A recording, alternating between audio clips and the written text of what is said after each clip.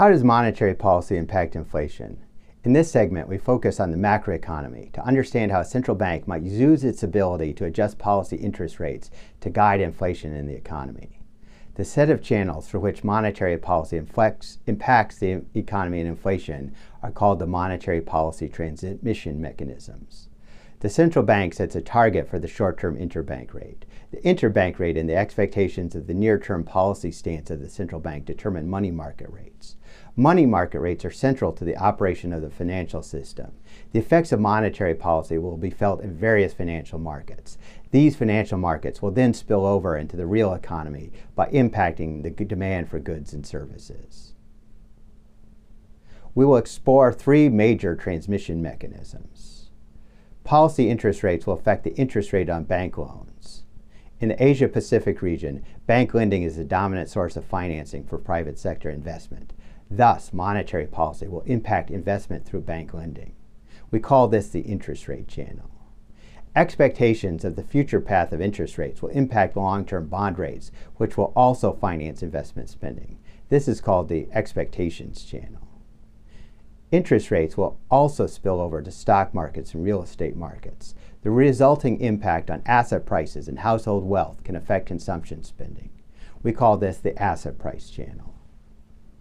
After viewing this segment, you should be able to 1. Identify the channels of the monetary policy transmission mechanism. As we have seen in a previous module, changes in the policy rate will have an immediate impact on money market rates. This will also impact the cost of funds for banks. When banks can borrow money cheaply in money markets, they will have less need for deposits from retail customers. This reduces the market deposit rate. When banks have access to cheap funding, competition will reduce market loan rates. This slide shows the central bank policy rate in Japan, which is set by the Bank of Japan. In the late 1980s, the policy rate was raised to 6% before persistently cutting interest rates to near zero. Money market rates closely track the policy rate over the last 40 years. We see that time deposit rates follow money market rates. The prime lending rate is a benchmark bank loan rate. While the prime lending rate and the housing loan rate follow in parallel, lending rates are typically higher due to credit risk. A similar phenomenon is observed in Korea. We see deposit rates and commercial bank loan rates follow the policy rate. Low interest rates make borrowing to finance housing cheaper and corporate investment more profitable. This should stimulate aggregate demand, which, in turn, has a dampening effect on consumer price inflation. As seen above, the central bank's policy tightening and easing cycles last for periods of up to several years. This is likely to affect not only current money market rates, but also expectations of future interest rates. Consider if the policy rate sets the one-year interest rate, which we call I subscript 1. The market will also develop expectations of the future path of one-year interest rates for the next number of years. Consider the path of expected interest rates covering the next capital T years. Take the average of the interest rate. Compare that with the interest rate for a bond with maturity of T years. Define I subscript T as the interest rate for a bond with maturity of capital T years. The logic of the expectations theory of the term structure suggests that the long-term bond rates tend to gravitate toward market expectations of the average future path of short-term interest rates. The average of these interest rates is the average interest you would earn if you put money into one-year bonds for capital T years. If investors didn't care about risk or diversification, they would put money into the highest yielding asset.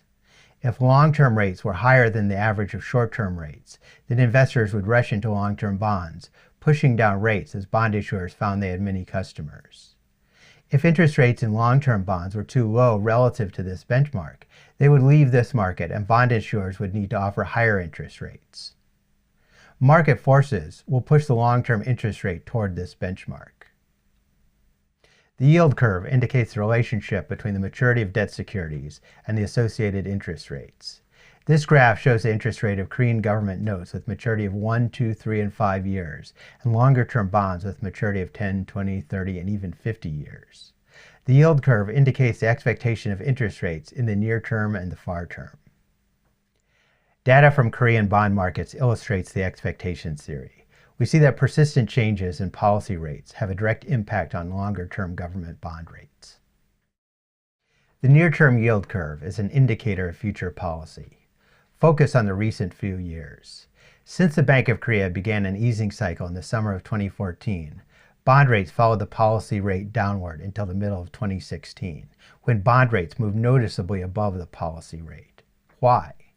One explanation is that bond markets were expecting a subsequent tightening of interest rates, which occurred in November 2017. What does this imply for expectations of future monetary policy? Consider the near-term yield curve for March 9, 2018. One-year interest rates are 1.87%, two-year interest rates are 2.21%, and three-year interest rates are 2.29%. If the two-year interest rate is the average of the one-year interest rate this year and next year, then we can calculate the expectation of the one-year rate next year as twice the two-year rate minus the one-year rate today. If the one-year rate is 1.87% and the two-year rate is 2.21%, this indicates that the expectation of the one-year rate on March 9, 2019 would be 2.56%. Likewise, the three-year interest rate would be an average of one-year rates over the next 3 years. Thus, simple algebra would say that the market's expectation of the interest rate on March 9, 2020 can be calculated as 3 times the three-year rate minus the one-year rate minus the one-year rate expected to prevail on March 9, 2019. We have already solved for the latter, so we can calculate the prevailing interest rate for 2 years from now at 2.45%. On the surface, the Bank of Korea's policy action in November 2017 raised the policy rate by 25 basis points. But perhaps more importantly, this changed the market's expectation of the future path of interest rates to an even greater degree. For corporate borrowers who tend to issue debt with maturities over a range of several years, the impact of monetary policy on expectations, and thus on longer-term interest rates, may be more important. Lower interest rates on bonds make corporate finance cheaper and encourage investment spending, increasing aggregate demand. We call the impact of monetary policy on expectations of future interest rates, longer-term bonds, and thus investment, the expectations channel. Keep in mind, longer-term bonds may be exposed to unforeseeable future risk, and thus investors usually tend to ask a small premium to hold them, so the expectation theory may not hold true exactly. However, we still see that the expectations theory offers insight into the dynamic effects of monetary policy on long-term interest rates.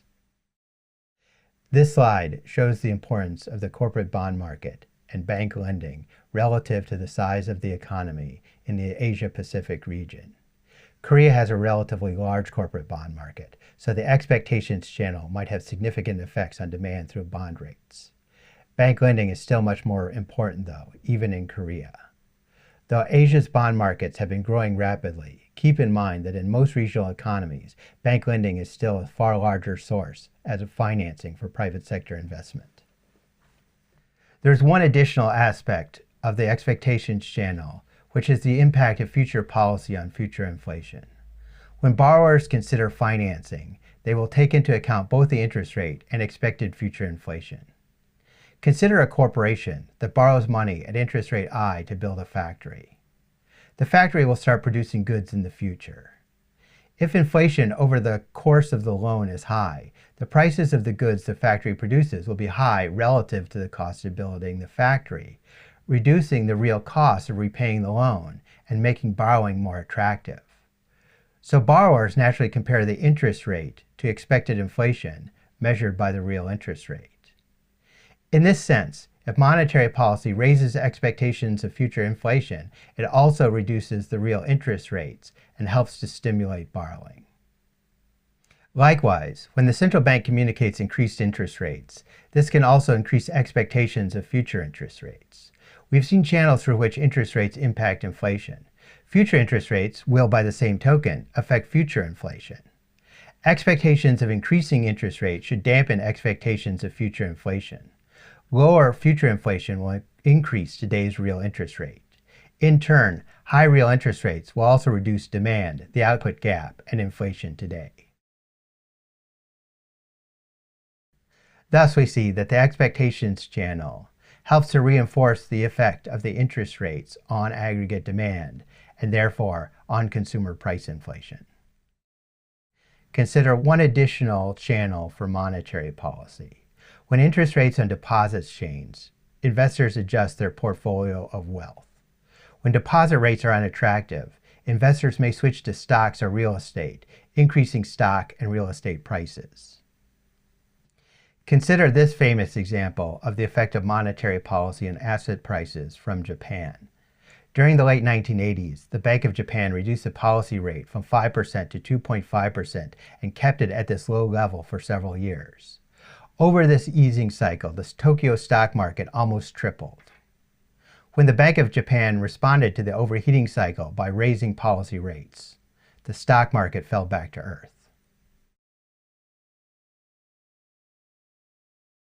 Higher asset prices make consumers feel wealthier and can help drive consumer spending. So we see that policy rates directly move financial markets, but the effects on bank interest rates, long-term bonds, and asset markets will all have an impact on spending patterns, and thus on inflation. Amidst all the external events destabilizing demand and potentially unemployment, inflation, and corporate profits, there is an additional channel, monetary policy, that could be used to offset other factors. To reiterate, if central banks raise interest rates, this will dampen demand. This reduces the output gap, which should slow down core inflation and thus headline inflation. If central banks reduce interest rates, this will increase the output gap, which should stimulate core inflation and thus headline inflation. In the next module, we'll also consider the exchange rate channel, which offers one more channel for monetary policy to affect demand, potentially strengthening the role of policy stabilization. But let's leave that for later. Now that we've completed this segment, you should be able to 1. Identify the channels of the monetary policy transmission mechanism. So, how does the monetary policy impact inflation? In this segment, we have seen the channels through which monetary policy affects economic activity and inflation. The most direct channel is through the interest rate channel. Ancillary channels include the impact on asset prices or the impact of expected future interest rates on long-term bonds. Each of these will impact the level of demand for goods and services, which puts demand-side pressure on inflation. Monetary policy is thus one additional demand factor that can guide inflation. Now that we've seen how the central bank can go about guiding inflation, let's take a look at a monetary policy framework in which the central bank will set a specific target for inflation, called inflation targeting.